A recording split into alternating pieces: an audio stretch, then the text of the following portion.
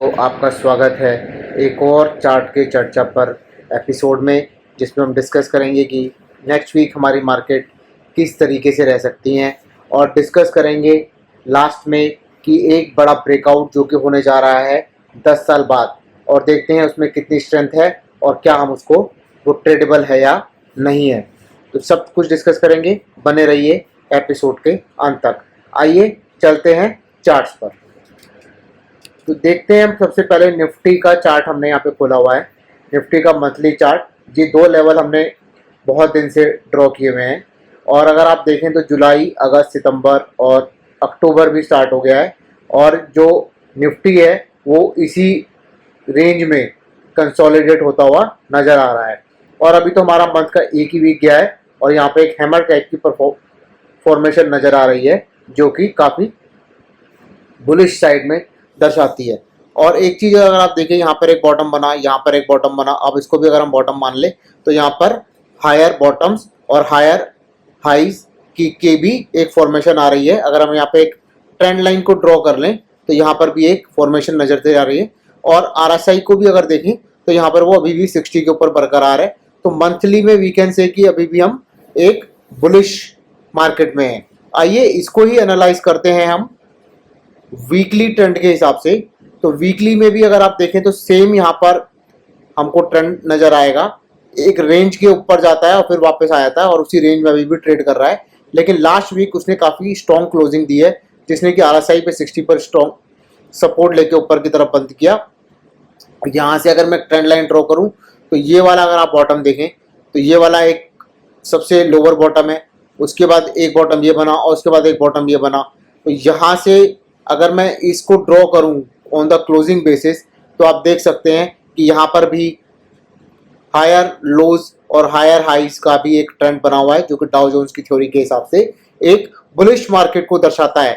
और इसी को अगर हम डेली ट्रेंड में देखें तो अभी भी यहाँ पर थोड़ा सा मेरे को डेली पर थोड़ा वीकनेस नजर आता है, जहाँ पर आरएसआई ने अगर आप देखें तो आरएसआई ने यहाँ पर पहले 40 पे सपोर्ट लिया, फिर यहाँ पे 40 पे सपोर्ट लिया, और अभी यहाँ पर उसने अगर आप देखें तो 40 के आसपास फिर सपोर्ट लिया हुआ है और अभी भी वो 50 के ऊपर है। तो यहाँ से हो सकता है कि नेक्स्ट वीक मार्केट जो है अपना ऊपर की तरफ चला जाए।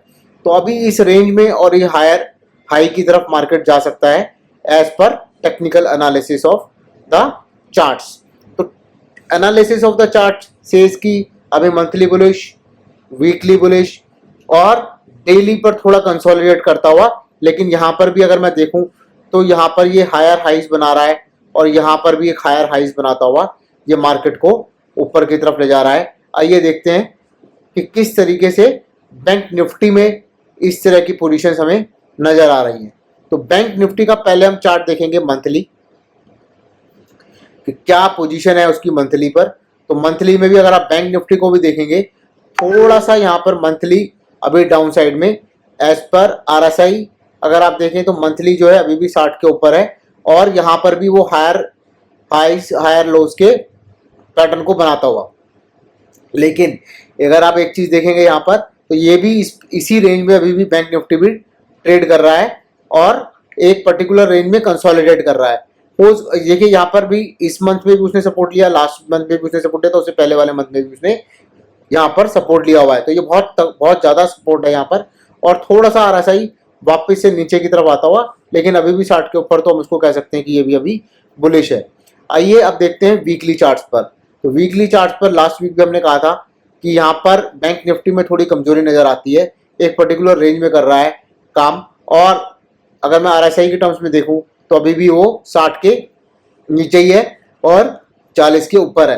तो अगर हम मार्केट को देखें, बैंक निफ्टी को देखें यहाँ पर, तो बैंक निफ्टी जो है अभी थोड़ा साइडवेज जोन में है in terms of weekly charts, weekly performance, price action. और अगर मैं डेली पे देखूं तो डेली पे भी उसने 50 पे रेजिस्टेंस लेके नीचे आ सकता है। तो ओवरऑल अगर मैं देखूं तो बैंक निफ्टी थोड़ा नेगेटिव साइड में मूव करता हुआ, क्योंकि वो बार बार आरएसआई ऊपर जाता है और उस पर सपोर्ट लेके ऊपर जाता है और रेजिस्टेंस पर जाकर फिर वो वापस आ जाता है। तो यहाँ पर थोड़ा मार्केट जो है बैंक निफ्टी पर्सपेक्टिव से थोड़ा वीकर साइड पे नजर आता है मुझे, लेकिन निफ्टी थोड़ा स्ट्रॉन्गर साइड पे नजर आता है। आइडियली ये दोनों एक ही तरफ होने चाहिए। आइए अब देखते हैं कि क्रूड ऑयल ने लास्ट वीक किस तरीके से परफॉर्म किया। तो क्रूड ऑयल को अगर मैं देखूं यहाँ पर मंथली चार्ट पर, तो मंथली चार्ट पर अगर आप देखें तो लास्ट मंथ से वो थोड़ा नीचे आया है, मगर नीचे जाके फिर अभी ऊपर चला गया है। तो यहाँ पर भी एक क्रूड ऑयल का अगर आप देखें तो लोअर जो लोज बने हुए हैं यहाँ पर, ये लो बना, फिर ये लो बन रहा है, जो बन सकता है लो, जो कि हायर लोज और हायर हाइज का फॉर्मेशन देता हुआ है। और आरएसआई मगर यहाँ पे थोड़ा वीक हो गया है, तो हो सकता है कि क्रूड ऑयल थोड़ा नीचे की तरफ आ जाए, क्योंकि ये मंथली 60 के नीचे है और 40 के ऊपर है, तो थोड़ा साइडवेज रह सकता है यहाँ पर हमारा क्रूड ऑयल। अब हम इसी को अगर वीकली चार्ट्स पे एनालिसिस करें, तो वीकली चार्ट्स पर भी आप देखें तो ये साइडवेज है और कंसोलिडेट कर रहा है। हो सकता है ये यहाँ से नीचे आ जाएगा, जो कि इंडियन मार्केट्स के लिए थोड़ा पॉजिटिव होता है। और अगर मैं डेली चार्ट पे जाकर देखूं इसको, तो डेली चार्ट पर भी उसने 40 पे सपोर्ट लेके ऊपर गया, लेकिन इतना स्ट्रांग नहीं बोलेंगे इस मूवमेंट को, क्योंकि वो लॉन्गर टाइम फ्रेम पे यानी कि हायर टाइम फ्रेम यानी मंथली और वीकली पर थोड़ा bearish move to sideways move है। तो ये थे हमारे long term charts analysis for Nifty, bank Nifty and crude oil. Seeing at कि निफ्टी थोड़ा सा पॉजिटिव साइड पर है, लेकिन बैंक निफ्टी थोड़ा नेगेटिव साइड पर है। लेकिन क्रूड ऑयल जो सिग्नल दे रहा है हमें एनालिसिस के हिसाब से कि वो थोड़ा नीचे जा सकता है, तो उसकी वजह से मार्केट थोड़ा पॉजिटिव मूव हो सकते हैं। लेकिन अभी भी क्रूड ऑयल में क्लैरिटी नहीं है, क्योंकि वो अभी ना तो पूरा एक रेंज में ट्रेड कर रहा है। हो सकता है क्योंकि हम देख रहे हैं कि इजराइल का जो वॉर लगा हुआ है, उसमें अगर गल्फ कंट्रीज के इन्वॉल्व होने के चांसेस हैं, तो क्रूड ऑयल में move up and our markets are negatively correlated with crude oil prices. So हमारी मार्केट में फिर एक फॉल देखने को मिल सकता है। तो इस समय में बहुत ही संभल कर ट्रेड करना चाहिए, हमें बहुत ही संभल कर पोजीशन बनानी चाहिए, क्योंकि अभी हमारी मार्केट साइडवेज जोन में ही चल रही है। आइए अब हम अपने नेक्स्ट सेक्शन जो कि हमारा होता है, आज हम डिस्कस करने वाले हैं चार्ट पर चर्चा पर एक बहुत ही इंपॉर्टेंट स्टॉक जो कि देने वाला है breakout after 10 years. After 10 year, जी हाँ दोस्तों। तो आइए देखते हैं मंथली चार्ट पर। तो अगर मैं इसके मंथली चार्ट को यहाँ पर अगर मैं देखूं, तो यहाँ पर अगर आप देखेंगे, यहाँ पर एक कप पैटर्न कप फॉर्मेशन बना हुआ है और इसने यहाँ से फॉल दिखाया था, जो कि 2012 या अगर आपको दिखाऊं तो मैं 2013 और फिर 2014 में उसने ट्राई किया, फिर उसने ट्राई किया 2017 में, फिर 2021 में, फिर 2022 में, और इस बार ब्रेकआउट करके बहुत ही स्ट्रॉन्ग इस कैंडल के ऊपर। तो अगर आप देखें तो यहाँ पे बहुत ही स्ट्रॉन्ग कैंडल आता हुआ, और अगर मैं इसके वॉल्यूम को भी एनालिसिस करूं तो आप देखिए यहाँ पर पिछले कुछ महीनों से काफी अच्छे खासे वॉल्यूम बने हुए हैं। अब अगर आप इसको ट्रेड करना चाहते हैं तो हमने एक कप पैटर्न की स्ट्रेटेजी आपको सिखाई थी, जहां पर हम रेजोल्यूशन पॉइंट से 4-5% ऊपर ट्रेड ले लेते हैं और रेजोल्यूशन पॉइंट से 2 या 3% नीचे अपना स्टॉप लॉस रखते हैं और फिर उसको ट्रेल करते चले जाते हैं। तो अगर मैं इसमें नॉर्मल टारगेट की बात करूं तो टारगेट हम कैसे कैलकुलेट करते हैं, यहाँ पर हम अपना प्राइस रेंज लगा लेते हैं। तो सबसे लोअर पॉइंट इसका ये है, यहाँ से मैं रेंज यहाँ की लगाता हूँ, तो ये एक रेंज निकल कर आती है दोस्तों, जहाँ पर, और अगर मैं इसी रेंज को ऊपर प्लेस कर दूँ यहाँ पर, तो सबसे पहला टारगेट जो नज़र आता है वो नज़र आता है 122 या 130 के आसपास, और यहीं पर आपको देखने को मिलेगा कि यहीं पर उसका रेजिस्टेंस है।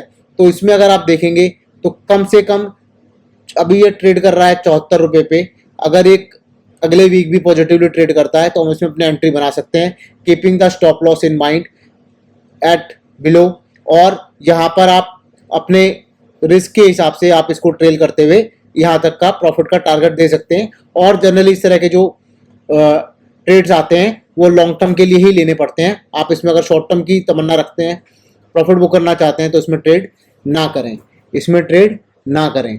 तो ये था हमारा पहला स्टॉक, जिसमें कि एक मंथली ब्रेकआउट आ रहा है 10 साल का।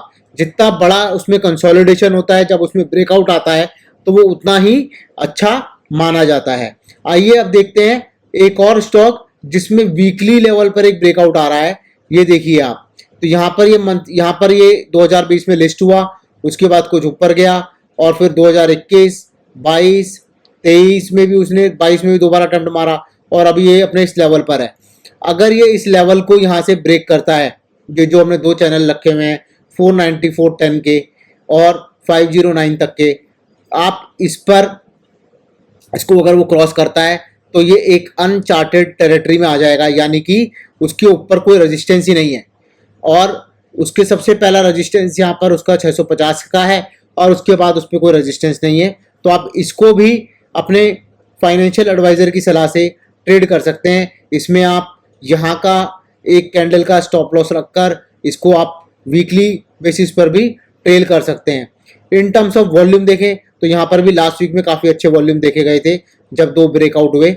और यहाँ पर देखिए वीकली RSI भी उसका 60 के ऊपर है और मंथली RSI को एक बार चेक कर लेते हैं। जैसे ही ये 60 पे क्रॉस करेगा तो ये बुलिश हो जाएगा। और अगर मैं इसके डेली चार्ट को देखूं तो वो ऑलरेडी 60 के ऊपर ट्रेड कर रहा है। तो जैसे ही ये ब्रेकआउट होगा इसका मंथली RSI भी 60 के ऊपर चला जाएगा और आप इस स्टॉक को अपने रडार में रख सकते हैं। आइए कुछ डिस्कस करते हैं कि कुछ स्टॉक जो कि हमने पहले बताए थे आप लोगों को अपने कप वाले पैटर्न में, वो किस तरीके से परफॉर्म कर रहे हैं। आइए देखते हैं वॉस्कॉन इंजीनियर्स। वॉस्कॉन इंजीनियर्स हमने आपको बताया था अपनी वन ऑफ द वीडियो में, वीकली अपडेट में। यहाँ पर इसका 52 पर ब्रेकआउट आया था दोस्तों और 52 के ब्रेकआउट के बाद अभी ये 81 हो चुका है। अगर मैं इसका परसेंटेज कैलकुलेट करूं कि ये कितना परसेंट मूव हो चुका है, तो अगर आप देखेंगे तो हमारा जो है वो टारगेट अचीव हो चुका है जो कि हम बोलते हैं अपनी स्ट्रेटेजी के हिसाब से। तो आइए देखते हैं कि किस तरीके से इसमें कितना टारगेट हम अचीव कर चुके हैं। देखिए ये हमारा टारगेट था, राइट, और ये हमारा इसमें स्टॉप लॉस था जो कि हमने रखा था 4% का। याद होगा आपको हमारी स्ट्रेटेजी की वीडियो में, जिसमें कि ये कैंडल लो जो कि 3 से 4% के आसपास होती है। और अगर आप देखें तो अगर हमने भी इसमें एक पोजीशन बनाई हुई है और अभी हमारा रिस्क टू रिवार्ड रेशो 14 हो चुका है। यहाँ पर 52 रुपये के आसपास हमने एक ट्रेड लिया था इसके अंदर और यहाँ पर वो 80 रुपये हो चुका है। तो आप देखिए तो ये 100% से अप्रोक्सीमेटली 50% से ज़्यादा अपना ऑलरेडी मूव कर चुका है। तो यहाँ पर अगर आप चाहें तो प्रॉफिट बुक कर सकते हैं, वरना जैसे कि हमने कहा था आप जब आपका पहला टारगेट 10% अचीव होता है तो आप अपना बाइंग प्राइस पे स्टॉप लॉस ला सकते हैं। फिर अगर आपका 20% का होता है तो आपका स्टॉप लॉस 10% पे आ जाएगा। अब क्योंकि ये ऑलरेडी 50% मूव हो चुका है हमारे रिकमेंडेड प्राइस से जो कि हमारा बाय प्राइस था, तो हम अपना स्टॉप लॉस मूव करके यहाँ पर 30% पे रख सकते हैं और इसको 10% करके आप अपना ऊपर को स्टॉप लॉस मूव कर सकते हैं। तो इस तरीके से देखिए कप पैटर्न जो होते हैं ना, जो जितने भी लॉन्ग होते हैं वो उतने ही स्ट्रांग होते हैं। आइए एक और स्टॉक देखते हैं इसी तरीके का जो कि हमने रिकमेंड किया था। ये देखिए आप, यहाँ पर ये दोबारा से कंसोलिडेट कर रहा है। यहाँ पर हमने बाय करने की का बताया था क्योंकि इसमें बहुत बड़ा ब्रेकआउट हो रहा था और अभी ये यहाँ से लोअर हाइज का पैटर्न बनाते हुए ऊपर जा रहा है। ये इसका हमने डेली चार्ट खोला हुआ है। आइए इस चार्ट को इसी स्टॉक के चार्ट को अगर वीकली देखें तो ये देखिए आप, ये हमने इसका टारगेट भी यहाँ पर ड्रॉ किया हुआ है। तो जो टारगेट है वो इसका अप्रोक्सीमेटली अगर आप देखें यहाँ पर 850 के आसपास आता हुआ नजर आ रहा है बेस्ड ऑन द कंसोलिडेशन। तो यहाँ पर अभी ये वीकली यहाँ पर कंसोलिडेट करता हुआ, और अगर मैं मंथली चार्ट्स पर देखूँ इसको तो ये अभी भी बहुत ही स्ट्रॉन्ग मूवमेंट, यहाँ पर हमने एक ट्रेड बनाई थी जो कि अप्रोक्सीमेटली अगस्त के महीने में, और उसके बाद ये अभी भी चलता हुआ। तो यहाँ पर वही हम आपको बताना चाह रहे हैं कि जितना लंबा आपका ब्रेकआउट होगा, जितने लंबे उसकी वेटिंग होगी, तो उतना ही वो थोड़े ब्रेकआउट के बाद ऑब्वियसली बात है कि वो एक रैली ले चुका है अपने बॉटम से और उसके बाद वो थोड़ा सा कंसोलिडेट करता है उसी रेंज में या फिर उसमें स्टॉप लॉस आ जाएगा। तो हमें स्टॉप लॉस लेके बाहर निकल जाना है एज पर स्ट्रेटेजी। और यहाँ पर अगर आप देखें तो ये भी अभी भी अपने बाइंग प्राइस जो हमारा ब्रेकआउट लेवल था उसके साथ ही ट्रेड कर रहा है। तो ये थे दोस्तों कुछ हमारे स्टॉक जो कि हमने पहले बताए थे। देखिए ये भी अभी चल रहा है कप हमारा, और यहाँ पर भी कप अभी थोड़ा सा कंसोलिडेट करता हुआ यहाँ पर, ठीक है। उसके बाद ये कब देखिए आप, ये यहाँ पर ब्रेकआउट आया था और ये भी अभी हमारा कब चल रहा है, थोड़ा सा कंसोलिडेशन होते हुए। यहाँ पे देखिए ये भी थोड़ा सा कंसोलिडेशन होते हुए, ग्रीन लेवल पे हमारा ब्रेकआउट आया था और यहाँ पर हमारा कंसोलिडेशन होते हुए। टाटा मोटर्स देखिए आप, यहाँ पर एक ब्रेकआउट लेवल आया था उसका मंथली चार्ट पर, और अभी देखिए थोड़ा सा वो ऊपर की तरफ, टाटा इन्वेस्टमेंट सॉरी, ऊपर की तरफ ट्रेड करता हुआ। टीसीएस में देखिए अभी भी वो कंसोलिडेट कर रहा है, ये भी काफ़ी समय से यहाँ पर अगर आप देखें तो यहाँ पर कंसोलिडेट करता हुआ, तो हो सकता है कि यहाँ से ये भी मूव हो जाए। एमसीएक्स में एक हमारा वीकली ब्रेकआउट आया था, उसके बाद देखिए इसमें बहुत ही अच्छा मूव, और इसी तरीके से आप टाटा मोटर्स में देखिए बहुत ही अच्छा मूव मिला हमें यहाँ पे 2-3 महीने अगर आप उसकी बात करें, यहाँ पे ब्रेकआउट आया था जुलाई में, अगस्त सितंबर, और उसमें लास्ट वीक बहुत ही अच्छा मूवमेंट। आइए देखते हैं, देखिए आप, तो ये वीकली यहाँ पे कंसोलिडेट हो रहा था वो, और स्टॉप लॉस को हिट नहीं कर रहा था। इसके नीचे स्विंग लो के नीचे हमारा स्टॉप लॉस था, और अभी भी ये आगे चलता हुआ।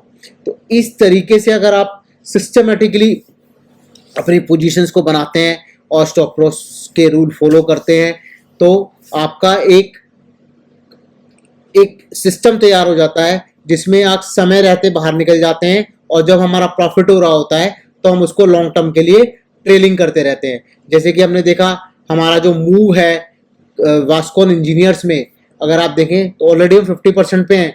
चाहे तो हम लालच करें तो अभी भी हम उसमें अपना प्रॉफिट बुक कर सकते हैं, लेकिन नहीं, क्योंकि हमने अपना स्टॉप लॉस अब 30% पे कर दिया है। अब 30% के बाद अगर वो 10% और बढ़ता है तो हम इसको 40% पे कर देंगे, फिर और बढ़ता है तो हम इसको 50% पे कर देंगे। तो इस तरीके से हम अपना स्टॉप लॉस को ट्रेल करते रहते हैं। तो इन केस ऑफ लॉस हम क्या करते हैं, अपने लॉस को मिनिमम रखते हुए अपने प्रॉफिट को मैक्सिमाइज करते रहते हैं। तो इस तरीके से हम ब्रेकआउट्स को ट्रेड कर सकते हैं दोस्तों।